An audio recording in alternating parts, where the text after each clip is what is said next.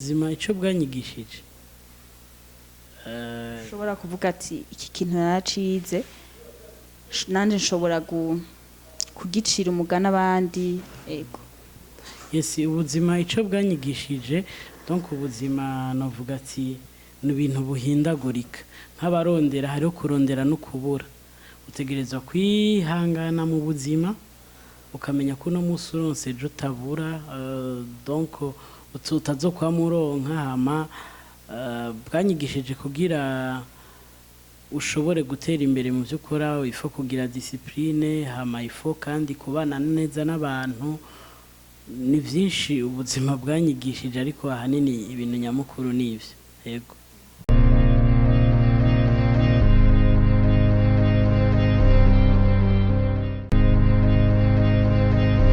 Hello guys, bakunze ba BURUNDI Flex TV. Kuri micro ni Haringanje Goodness. Uyu munsi turi kumwe n'umuntu benshi bamenyereye cyane yitwa SPOKS. Munsi rero twagira ibibake ko muronka tuganire ku bijanye n'ubuzima bwiwe bumwe yego. Turabakiriye mu kiganiro cacu. Murakoze cyane. Nanje ndabakiriye muri BTV. Yego murakoze. Turakuzi ku izina rya SPOKS. Mbega SPOKS amazina abavyeyi baba baramwise nayahe? Ni dushimira Imana Eric niyo mazina abavyeyi banyise. SPOKS ni izina gitazirano, spokesman, umuvugizi canke msemaji, canke porte parole. Ego SPOKS twarakubonye mu myaka iheze mu ndirimbo nyinshi. Zimwe uririmba ndatemutse n'izindi nyinshi nyene mbega ubu ntitukikubona uririmba zagenze gute? Ni juste ko umuntu yahinduye akazi gato ugasanga hari akazi kiyongereye muri kajya nari fise kacu usanga hari agatwara umwanya munini ariko sinabihevye kuko nivyo narafashe umwanya munini ndi mu gacerere ariko mu nyuma ndava mu gacerere ndakora clip ya mwarihe hama naheruka no kugira lancement ya album ya kabiri nubwo indirimbo naratangura kuzishira habona itegero bishasha muri uno mwaka byinshi. Yego none kuri iyo ndirimbo mwarihe ni indirimbo ngira iyo baratangaje abantu benshi mwavyumviriye gute gushobora kuyikora kujya mwayikoze? Ni indirimbo inspiration yayo kuyandika niyumviriye naravye cyane ibintu bikunda kubaho usanga abantu bibuka umuntu atakiriho iyo akiri muzima ari mu bibazo abituye abambaje ugasanga ntibamuha agaciro me amaze kwigira ugasanga baca baza ari benshi bakamushigikira bakamuherekeza neza bakamugurira amashugwe n'ibindi azimvye ariko batigeze bamuraba agwaye afunzwe ari mu bibazo camvuga ati reka nkora indirimbo itanga ubutumwa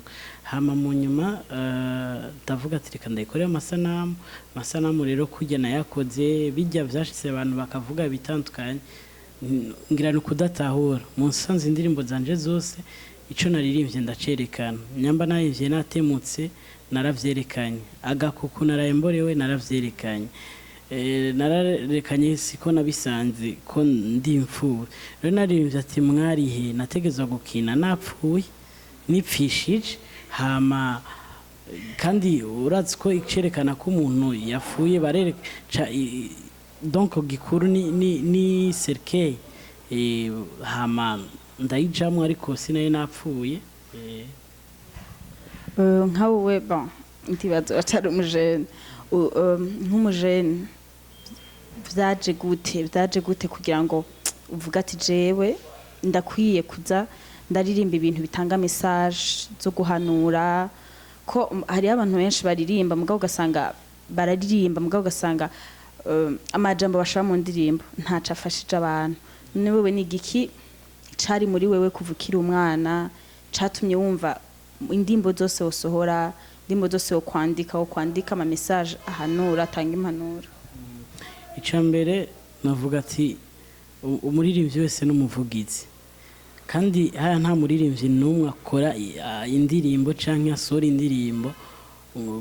atacifasha umuntu nta ndirimbo nimwe atacifasha umuntu yaba yo gutamba yaba yo kugira yaba yo gutukana irafise abifasha rero ari byose n'abavugizi rero nka je nk'umuvugizi nacinda navyita no mwizina spokesman navuze ati eskembe umuvugizi w'abandi rero naje sinatanguye ntanga ubutumwa kujya mwumva narirondeje donc narakoze nanje indirimbo z'urukundo ndakora nkabona naje bitariko biragenda neza nkabona ko ndiko ndigana abandi rero ingendo y'ubundi iravuna ikigora abaririmbyi benshi no donc no kwitahura ukimenya ukagira ugafata inzira y'uwawe donc ukagira identité y'uwawe je rero naciye na cancane ko nkunda kugira inspiration nkiyumvira abantu bamerewe nabi naciye mvuga ati reka vraiment reka nze ndiyumvira gutanga ubutumwa mbe umuvugizi w'abababaye apana w'abaryohewe ego mbega hariho indirimbo mwasohoye ngo murakumbuye ndakumbuye iwacu vy'ukuri mwari muhakumbuye vy'ukuri nayo ndakumbuye ko sinari ngaha mu Burundi ariko nabaye wa muvugizi nyene kuko n'abantu benshi batari mu Burundi bakumbuye iwabo ni indirimbo yitwa ndakumbuye iwacu itwara album yanje ya mbere ego nka wowe nk'umurundi kandi akunda igihugu ciwe vyashitse n'igihe kimwe aragikumbura ni igiki wowe ukundira igihugu cawe igihugu canje ndagikundira vyose nta na kimwe nankira Burundi kuko nagahugu kahezagiwe nagahugu ka donc vraiment biribonekeza umuntu adakunda Burundi sinzi ico yo bakunda Burundi nubwo gukunda nyene je ndishima kuba ndashima Imana kuba yarangiza umurundi hama nanje kuko ndumuririmbyi ntegerezwa gukorera igihugu canje Burundi umbajije igituma ndabukunda sinobishobora ariko ahubwo mbaza utobukunda kubera ikatabukunda ndazi ko nawe nyene atoronka ivyo avuga yego none nigenda kweza ikibazo ngira kiri complique kuncanke sinzi kuza kugifata uri mujere imyaka ugezemwo urafise urunganwe mwakuranye kuva kera gose uko wagiye ubaho mu bintu byinshi wagiye ucamwo none ubuzima wowe wabonye bwakwigishije iki ubuzima ico bwanyigishije ushobora kuvuga ati iki kintu naracize nanje nshobora kugicira umugana abandi ego yes ubuzima ico bwanyigishije donc ubuzima navuga ati n'ibintu buhindagurika nk'abarondera hariho kurondera no kubura utegerezwa kwihangana mu buzima ukamenya ko no musi uronse ejo utabura donc utazokwamuronka hama bwanyigishije kugira ushobore gutera imbere mu byo ukora ifo kugira discipline hama ifo kandi kubana neza n'abantu ni byinshi ubuzima bwanyigishije ariko ahanini ibintu nyamukuru nivyo yego urafise abavyeyi bose oya abavyeyi bamvyaye nta baritavye Imana yego je kutubwira ko abavyeyi bakuvyaye abavyeyi b'amaraso biologique bitavye Imana mbega wowe ufise abandi bantu ku bwawe woba witwa nk'abavyeyi mu bisanzwe kwanza twese turafise umuvyeyi umwe data wo mwijuru se w'imfuvyi umugabo w'abapfakazi ibintu nk'ivyo hama abavyeyi ni benshi ujya wese yakureze yakuguriye akaramu uri kwishure akakugurira gahuzu donc mu gishingo c'umuvyeyi mu kibanza c'umuvyeyi wese n'umuvyeyi je rero naronse benshi harabandeze harabandi ishuri n'abampaye akazi nk'ubu barabavyeyi yego nuko ego none nka wowe wabaye muri ubwo buzima nizahe ntambamyi nini cane abana n'abana bari muri ubwo buzima nabo bahura cane nk'ingorane nyamukuru abana bahura nazo mu bisanzwe abana bakura badafise abavyeyi barafise ibibazo bahura navyo ababa barasigiwe amatungo n'umuryango n'abavyeyi hari igihe umuryango ubanyaga je sindi muri abo hama ababa bafise ivyo abavyeyi babasigiye hari igihe bavyigenzamo nabi bakabisesagura abataronse amahirwe yo kugira ivyo basigigwa aho baba barezwe hari igihe bagorana bitwaje ngo n'abana b'imfuvyi ariko ugasanga nabo baragoranye ntibabafashe nabi hama ikindi naco hariho ababona ko umengo barafise ibibazo vyinshi bakaca baja mu vyo kunyura umogi ibiyayuramutwe kugira ngo bibagire stress ngo y'ubuzima bubi ariko nibo baba bariko barabukomplika kuko no kuvuga nti ukiri ku isi uba ufise ico Imana yaguteguriye kandi Imana yari yarateguye ko uzobana n'abavyeyi igihe kingana uko hama bakagenda ugasigara nawe ukatera imbere ukwawe bisigura rero wambaje ikibazo ciza ntari bwishure n'ahandi hantu no kuvuga ko uri imfuvyi ntuzoprofite kuvuga ko ubayeho nabi kubera ko bizwi ngo imfuvyi ziregwa nabi canke ngo wigenze kushaka ngo unyura umogi ugirene motife ngo uri kuriyibagiza ibibazo ahubwo menya ko imfuvyi ari abana ba mbere baba bafise amashance ayo mashance rero fo kuyaprofita ukagira indero ukihangana ukubaha hama ugakora cane nk'imfuvyi uzosanga ubayeho neza kurutana babandi bafise ba papa wabo na mama wabo kuko nabo nyene hari abanyura umogi atabibazo bafise bariko bariyibagiza hari abananirwa kwiga batabuze aba barihira amashuri urumva je novuga ati ibibazo abana bakuze bari imfuvyi bashikirwa ni vyinshi ariko bimwe nibo bavyitera ego none ubwo buzima bukigushikira bikiba vyarakoroheye kubitahura ego jewe nashaka bibaye nari nkiri muto sinabimenye cyane urumva nico gituma navuga ati hama naronse umuryango nkunda wo kwa mama ndi muri babana bavukira mu miryango y'abamama bihakanwa na base ariko ugasanga umuryango wa mama urakwemeye uragufa nakuze atamuntu numwe azi ko ndi imfuvyi kuko nariga nk'abandi nkambara agakambambiri ka uniforme nk'abandi sinigeze ngira ibibazo no banaragize ngira nje navyitera ego mbega muri ego warize amashuri mato n'ayisumbuye mbe mu mashuri yisumbuye wize section yahe nize informatique de maintenance c'est diplôme ya AD kandi umufundi wa mashine akanda kabomora yego ndibaza na université warayize wabandanyije iki nayitanguye ariko ntivyakunda ko ndayibandanya ariko nagendagira utundi de formation ku ruhande nk'ibi vya journalisme naragize formation muri Kenya ndaronka na certificat ibindi naragira de formation sindashobora kubandanya university uzoyibandanya ryari anytime umwanya wari wose murashaka kumva neje natanguye kwiga nko kuri BIU canke nagiye hanze urumva navuga ati kwiga ntibita umwaka ego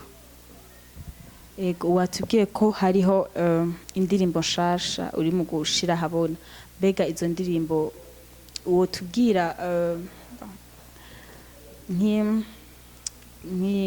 ico wafatiye kugira ngo wumva ati izi ndirimbo ndashobora kuzikora nk'uko nazikoze naho tutarazibona ego album yanje ya kabiri yitwa umusozi wa ndago iyo ni indirimbo imwe yitwa umusozi wa ndago irafise ubutumwa tuzobigishira umusozi wa ndago ico arico ku batawuzi bazobumenya hama irimo n'izindi ndirimbo ariko ntashaka kuvuga amatitre ariko n'indirimbo zizoba ari 12 hazogenda rasoka imwe kenshi nzoyiransa ndayitegurira igiteramo canke ikindi genda ishire kuri YouTube uko nyene ego ubu rero warahejeje kubitegura nyene uri indiri igihe kigeri novuga ati hariyo indirimbo zaraheze ariko amasanamu sindakora nimwe ariko ubu ndatangura gukora indirimbo imwe murashaka kuronka nk'indirimbo ya mbere muri uku kwezi kuza kwa gatandatu turavyiteze rero mu kurangiza reka ndagusabe ugire ico uhanura nk'abana baba barashikiwe n'ingorane nk'izo mwashikiwe, ukungene bo kwifata kugira ngo bashobore kugera nk'aho mugeze, ko wavuze ko atabantu benshi bigera bamenya ko atabavyo ufise, nuba atawubibwiye ntavyo kwigera bimenya. Umva icyo wotanga nk'impanuro kugira ngo nabo bashike ku ndoto zabo, kuko ndazi ibi urimwo hari umunsi wigeze kuvyiyumvira uvuga ati ndifuza gushika harya hantu. Impanuro ni imwe gusa, mu gusenga, mu gukora, no kubaha, no kwihangana. Yego. Nk'ubu tuvuge ubonye nk'abana, tuvuge nk'abajya mu ibarabara canke abandi bana boba bari muri ubwo buzima, uwo bafashe iki? Naho byoshika ntubafashe mu bintu biboneka, ni gikiwe wumva kiri ku mutima wobafasha cyane? Icyo mbere n'ubafasha ari impanuro z'ukuntu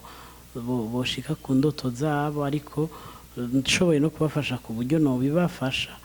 ariko naje ndacakeneye gufashwa, sindagera kure cyane, ariko nobafasha. Bavuga ngo ukunda ntaguha ifi akwigisha uko bayiroba. Yego. Twagira rero tugushimire kungene uhijije kuduha impanuro nk'abajene ko dukwiye kwitwara bitaravye ngo uyarafise abavyeyi canke ntabafise. Turagushimiye gose kuko ubu ikintu dukeneye abajene cane, turakeneye abantu bafise experience,